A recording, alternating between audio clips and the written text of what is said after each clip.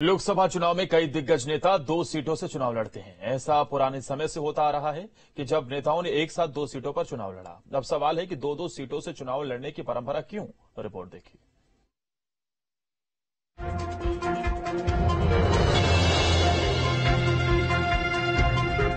कई चुनावों में आपने सुना होगा कि नेता 2 सीटों से चुनाव लड़ रहे हैं। इस चुनाव में कांग्रेस नेता राहुल गांधी केरल के वायनाड के साथ यूपी की रायबरेली लोकसभा सीट से चुनाव लड़ रहे हैं। साल 2014 में नरेंद्र मोदी गुजरात के वडनगर और वाराणसी से चुनाव लड़े थे। अब सवाल उठ रहा है कि आखिर नेता एक साथ 2 सीटों पर चुनाव कैसे लड़ सकते हैं?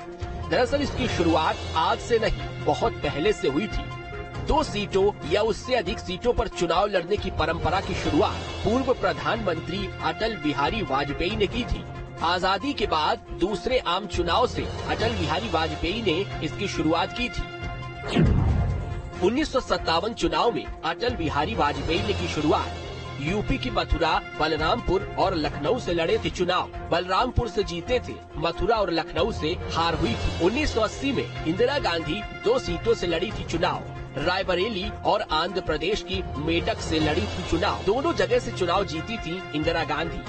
इंदिरा गांधी ने मेडक सीट से इस्तीफा दिया था। 1996 चुनाव में पीवी नरसिम्हा राव भी 2 जगहों से चुनाव लड़े थे। आंध्र प्रदेश की नांदयाल, ओडिशा की बेरहामपुर से चुनाव लड़ा था। दोनों जगह से जीतने पर नांदयाल सीट खाली कर दी थी। 1998 में मुलायम सिंह यादव संभल और कन्नौज से चुनाव लड़े थे। 1999 में सोनिया गांधी अमेठी और बेल्लारी से चुनाव लड़ी थी।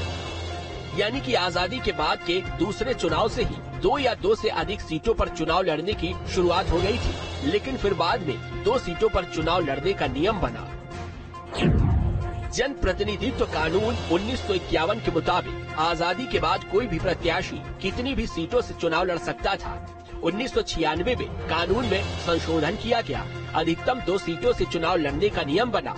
2004 में चुनाव आयोग ने उम्मीदवारों के 1 से अधिक सीटों पर चुनाव लड़ने पर बैन लगाया था। जीती हुई सीट छोड़ने पर उपचुनाव का खर्चा उठाने का प्रस्ताव दिया था, लेकिन केंद्र सरकार ने इस प्रस्ताव को नामंजूर कर दिया था। वर्तमान में चुनाव आयोग 2 सीटों से चुनाव लड़ने की अनुमति देता है और इसके बाद के चुनावों में भी हमने देखा है कि कैसे नेता एक चुनाव में 2 सीटों पर चुनाव लड़ते हैं। 2014 में नरेंद्र मोदी ने गुजरात के वडनगर और यूपी के वाराणसी से चुनाव लड़ा था। दोनों सीट पर उनकी जीत हुई थी तो वडनगर को छोड़ दिया था।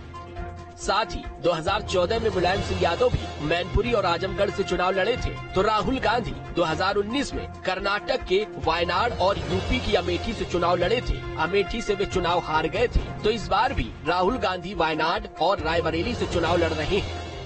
कि आजकल के नेताओं में इतना आत्मविश्वास नहीं रहा कि वो जिस सीट से चुनाव लड़ रहे हैं उससे 100% जीत जाएंगे। तो हार की आशंका नेताओं के मन पर हमेशा बनी रहती है। इसीलिए आपने देखा कि राहुल गांधी ने अमेठी हारने के बाद पिछले 2019 के चुनाव में वायनाड से चुनाव लड़ा।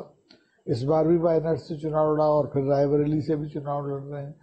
तो ये 2 सीटों से लड़ने की कोई तुक नहीं है, लेकिन अब कानून है तो कानून इजाजत देता है तो लोग इसका इस्तेमाल करते हैं। दरअसल 2 जगहों से चुनाव लड़ने के पीछे राजनीतिक पार्टियों का ये तर्क होता है कि इससे पार्टी को मजबूती मिलती है। वहीं माना जाता है कि नेता एक जगह से हारे तो दूसरी सीट पर उनकी जीत पक्की होती है और सुरक्षित सीट नेता हमेशा तलाशते हैं।